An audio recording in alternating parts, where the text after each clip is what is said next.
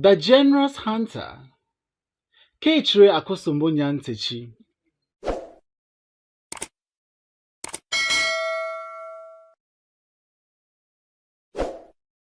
The people of Bobrapa did not worship any god.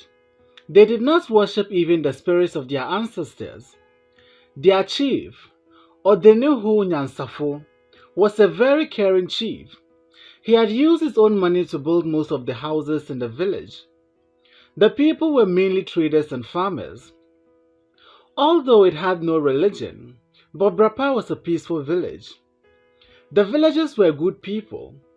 Cheating, gossiping, lying, stealing, murder, and other social vices were almost non-existent. By all standards, they lived their lives as if they knew the 10 commandments God gave to Moses. There was a hunter named Asempa from a nearby village called Kikaku. He came to Bobrapa to trade in his bush meat for food crops on market days. The market women liked him because he was kind, honest, and humble. The chief, Odenehu Nyansafo, invited him to the palace one market day. "I heard so much about you. They say you are kind and hardworking, and I like people like that," the chief said. "Thank you, Odenehu," Asempa said and bowed. "I'm told you come from Kikaku." "That is true, Odenehu," Asempa said mildly. "Are you interested in settling here?" "I am, Odenehu, I am," he said gracefully. "Good. Where do you want to settle?" "Anywhere near the thick forest will be fine, Odenehu." "So be it, as you have requested," Odenehu said. "Thank you, Odenehu. Thank you so much," Asempa said. There was a hint of excitement in his voice as he left the palace. He was a tall, square-shouldered man with bushy hair. He was dark in complexion, and his eyebrows and mustache were well trimmed. It did not take long for Asempa to settle at Bobrapa. He built a mud hut for himself and used bamboo poles to raise a platform on which he dried his bushmeat. The business began to grow gradually, and whenever he had abundant bushmeat, he offered some to the poor for free. There was something out of the ordinary about Asempa. He could communicate with animals, but he kept it to himself. One morning, as he inspected his bush traps, he saw something unusual. A baby rat and a rattlesnake had been caught up in his traps, but both were still alive. "Show some kindness and spare my life, Mr. Hunter, and I'll repay you kindly someday," the rat said. "Do set me free too, Mr. Hunter," the snake said. "I also will repay you someday." Asempa shook his head in wonder and released them both. The rat ran off immediately. "Come with me, Mr. Hunter," the snake said. Asempa obeyed. The snake showed him a yellowish-green leaf. "Take a good look at this leaf, Mr. Hunter.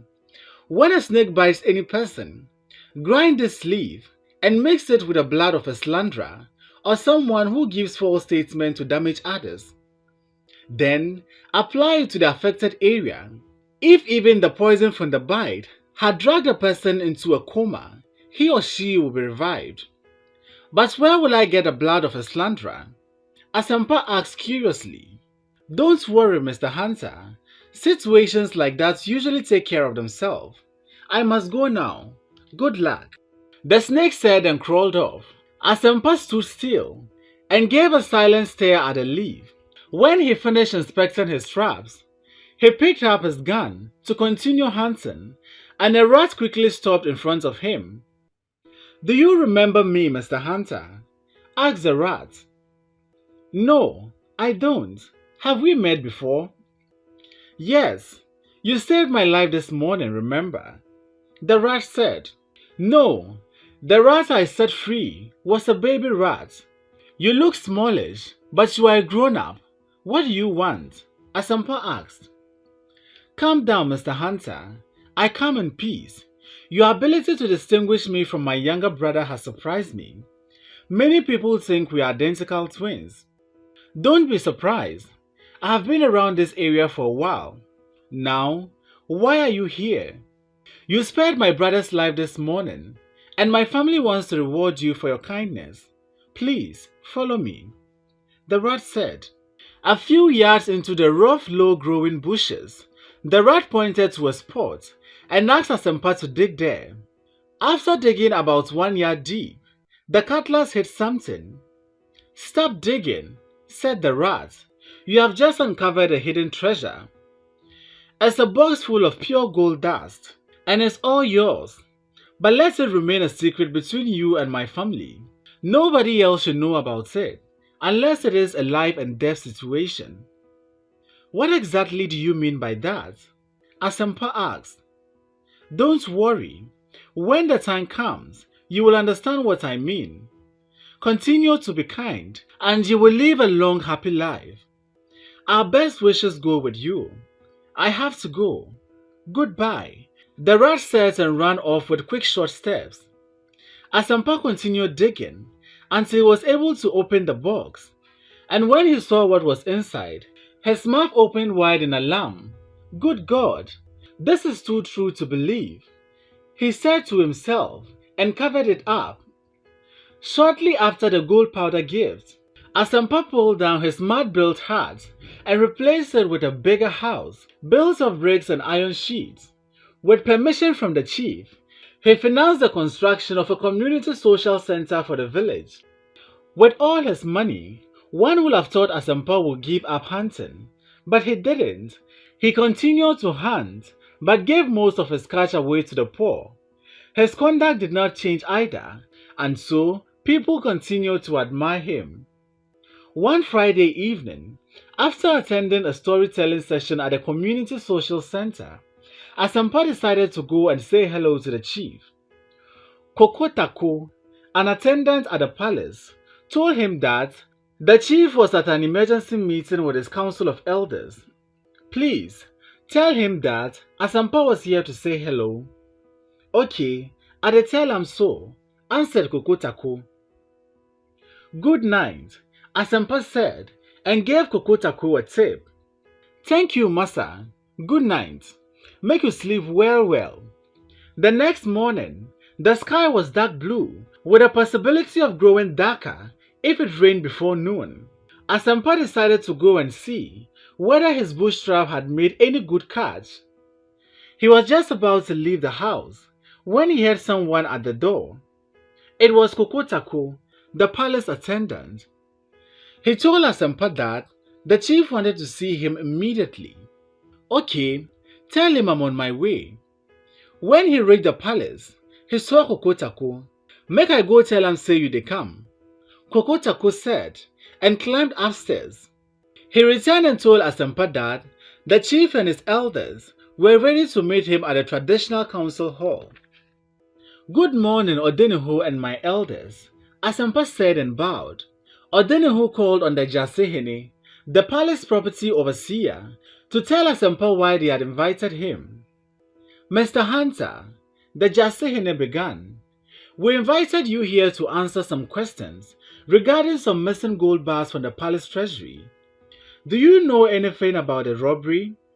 Unprepared for such a question, a strange smile began to form around Asempa's mouth, and despair set in. I don't know what to say, my elders, but why me, if I may ask? Kokotako has told us that you visit the palace at odd times. Is it true or not? The Jasehene said. It is not true, my elders. It is not true. This is my third visit to this palace. We want to believe you, Mr. Hunter, Jase continued. But how long have you been with us in this village? About 4 months now, my elders. Well said. Is it possible that a hunting business like yours can make a hunter so rich within a short time? That is highly impossible, my elders, Asempa answered. Does it mean you have another source of income? The questioning continued. Yes, I do, but it has nothing to do with the missing gold bars, Asempa said, shaking his head. Some of the elders registered their disbelief by looking at each other with puzzled eyes. Now listen, Mr. Hunter, Jasehene continued. Whether you will be found guilty or not depends on how well you respond to this last question. You just admitted that you have another source of income besides your hunting business. Tell us the other source of income. Odinihu and my elders. The source of my other income is a personal secret I cannot share with anyone. All I can tell you is that I became rich just by being kind to somebody somewhere. Unfortunately, I cannot reveal the identity of this somebody somewhere or the circumstances under which this somebody somewhere made me rich. Asempa said, "What you have said may be true, Mr. Hunter," said the Queen Mother, "and we want to believe that you have no hand in the robbery. We think highly of you, and we commend you of your services to this village. But you must present credible evidence to prove that your wealth was acquired through some honest means." "That is all we need," said the Market Square Queen. She also felt sorry for Asempa the Hunter. She didn't believe that he had a hand in the robbery, but she was worried that Asempa was not convincing enough in his defense. "Your claim that you became rich by just being kind to somebody somewhere does not satisfy any of us. Can't you say anything more convincing?" "Odinihu and my elders, I may not sound convincing enough, but everything I have said is the truth. Please, deliberate on what I have said because I'm confused and I can't believe this is happening to me." Odinihu Nyansafo quickly ordered his 5 sub-chiefs to consult with Abriwatia, the imaginary old lady whose advice was usually sought in traditional matters such as this. After much deliberation, the sub-chief decided that Asempa the Hunter was guilty as charged and would be sentenced to death by hanging a week after. When the villagers awoke the next morning to the news that Asempa had been found guilty of the palace robbery and faced a death penalty, they formed opinions. Some felt sorry for him. Others thought that he could truly be a thief who had used his kindness as a cover-up. Others also felt it was impossible for such a good-natured person like Asempa the Hunter to become a criminal overnight. Those who sympathized with him felt that this whole thing was a setup meant to get rid of him. This was because he was becoming more popular than the chief. Among his sympathizers was the chief's only daughter, Princess Nanaya Bejina, but she knew there was nothing she could do to help. By noon on Saturday morning, the market square was crowded. The people spoke in whispers, and an airy atmosphere hung around the place. The weather was still dull and cloudy. A piece of fabric, stronger than cotton twine, served as a man's nose. One end of it was tied to the thickest branch up the mango tree that stood in the center of the market square, while the other end, tied in a circular form, was carefully suspended in the air. When he received word from Odinihu Nyansafo to proceed with the execution, the Jasehini ordered the sword bearers to fetch Asempa. As they approached the square from the palace cells, all eyes focused on him. Many were those who struggled to hold back their tears as they saw his pale and drawn face. The hangman lifted him up, set him on a table, and put a noose around his neck. The Jasehini gave detailed explanation of why Asempa the Hunter was to hang. But when the crowd showed no sign of approval, he felt obliged to convince them the more. Make no mistake, my people. The hunter was given ample time to defend himself. Unfortunately, he refused to disclose the source of his wealth. That aside, he was given 1 whole week to clear his name, but he refused to talk. And as you all know, Odinihu Nyansafo and his council of elders cannot allow a common handshake to extend beyond the elbow, he said, and signaled the sword bearers to proceed. Asempa requested permission to make his last wish, but Jasehine said it was too late.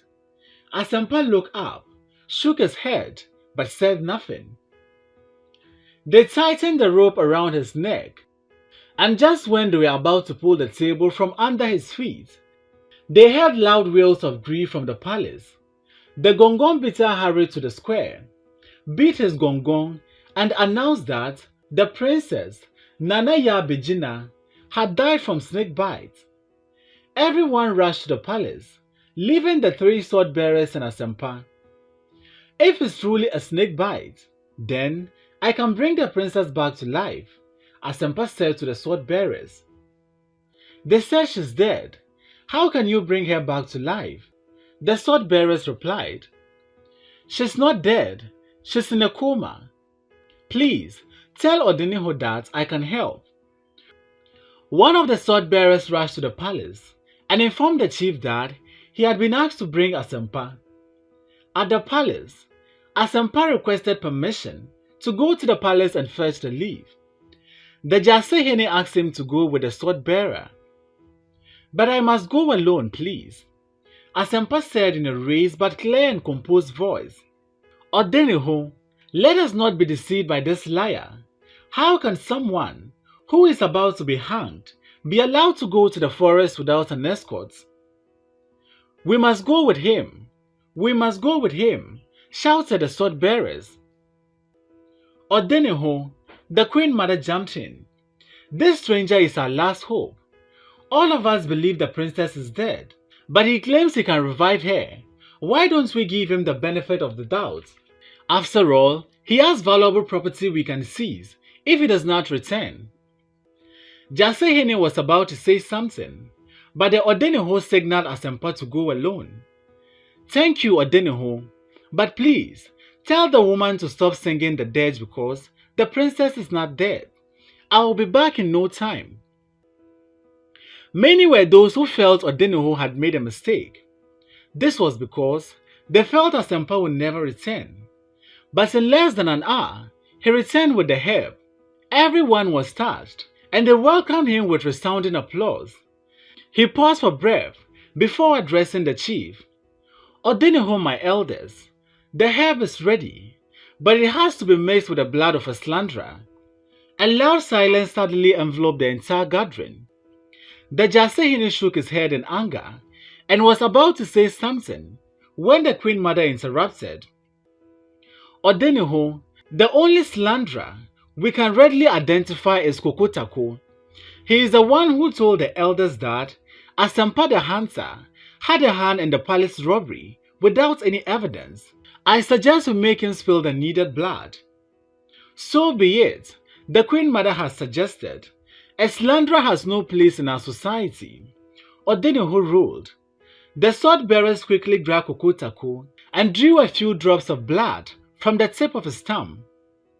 Now, take me to the princess, Asempa said and followed the Queen Mother to a room at the female section of the palace where the presumed dead princess was lying. He entered and closed the door behind him. After a few minutes, he came out. Did this work? The Queen Mother asked. It will take some time. Please, make some food ready for her when she wakes up. I will be right back, Asempa said, and hurried back to the main palace hall. When he disappeared without the princess, most of them were disappointed, and some gazed at him in anger. I knew it. I knew he was lying. Odeniho, we must hang this hunter before he fools all of us. Jasehene said in a loud, hurrying voice. Please be patient, Jase. Every good medicine takes a while to work. I asked the Queen Mother to stay by her, Asempa said and turned to Odeniho Nyansafo with a bow. Odeniho, with your permission, I want Kokotako to tell us why he decided to implicate me in the robbery. No, you must first tell the source of your great wealth, screamed Jasehene. He was filled with anger and resentment, and his eyes flashed a rebuke at Asempa. Be patient, Jase. I am about to do just that, Asempa said, and began to tell his story with the rat and the snake. He ended his story by making a statement that surprised everyone. Odeniho Nyansafo, the Council of Elders, and the good people of Bobrapa, if the princess does not come back to life as the snake promised me, it will mean that everything I have told you here is a lie, and I will offer myself to be hanged. May Odeniho Nyansafo please rule on what I have said. So be it, As the hunter has said, Odenehu ruled. Asempa sought permission and hurried to see the princess. She had just finished eating. I cannot thank you enough, Mr. Hunter. The Queen Mother has told me everything, and I am so grateful to you, the princess said. It's a pleasure. Your people are anxious to see you. Let's go, Asempa said, and reached for the hand of the princess. She was a tall, shapely yet slender girl with a smooth fair skin. She appeared somewhat shy, but if she looked at you, you'll find yourself deeply drawn by her magnetic eyes. When she and Asempa appeared holding hands, everyone felt happy for them. Some giggled with delight, and others clapped for them. Amidst the jubilation, someone sounded a slogan, "Marry her," and before long, everyone shouted, "Marry her! Marry her! Marry her!" So be it. As the people have said, Odenehu Nyansafo ruled in approval of the idea. Asempa held out his arm towards the princess, and she softly fell into them like a child. The crowd was extremely joyous because falling into Asempa's arms gracefully meant that the princess agreed to marry him. You may now answer Asempa's question, Kokotako, said the Queen Mother. I don't think it is necessary, since the hunter has cleared himself. We should let sleeping dogs lie, Jasehine said, but the Queen Mother insisted. So be it, as the Queen Mother has said, ruled Odenehu. Kokotako stole a quick glance at Jasehine. He bowed to Odenehu Nyansafu and said, Jasehine tell me say, "E know they like Asempa, so make a lie for Asempa." Everyone was shocked. Nana Odenehu stared at Jasehine. The Queen Mother shook her head with a quiet sense of anger and said, Odenehu, let Jasehine tell us whether what Kokotako has said is true or not. So be it, as the Queen Mother has said, Odenehu ruled. Jasehine got up, but could not deny it, and a drench of shame was all over him. Odenehu, we should look into this case very carefully, the Market Square Queen said. Jasehine could not deny Kokotako's charge, so let him tell us why he instigated Kokotako to frame up the hunter. Could it be that he himself stole the gold bars? If it is not so, then both he and Kokotako must hang. Jasehine was not happy with the Market Square Queen's remarks, and hostile thoughts began to form in his mind. He was about to say something, when suddenly the whole crowd began to chant another slogan. Both must hang, both must hang, both must hang, until Odenehu Nyansafu raised his hand to signal that he was about to speak. My people, I want to thank all of you for showing that you care about what goes on in our community. A date will soon be set for the marriage between Asempa the Hunter and the princess Yabejina. Jasehine has disappointed me, the council of elders, and the people of Bobrapa. Asempa the Hunter, who will soon be my son-in-law, will replace Jasehine on the council of elders. With regards to the robbery case, my people said both Kokotako and Jasehine must hang, and so shall it be. Thank you, my people. It shall be well with you all. So shall it be with you, Odenehu. So shall it be with you, they said, and gradually dispersed with the thought of Asempa the Hunter and the princess's marriage weighing foremost on their minds.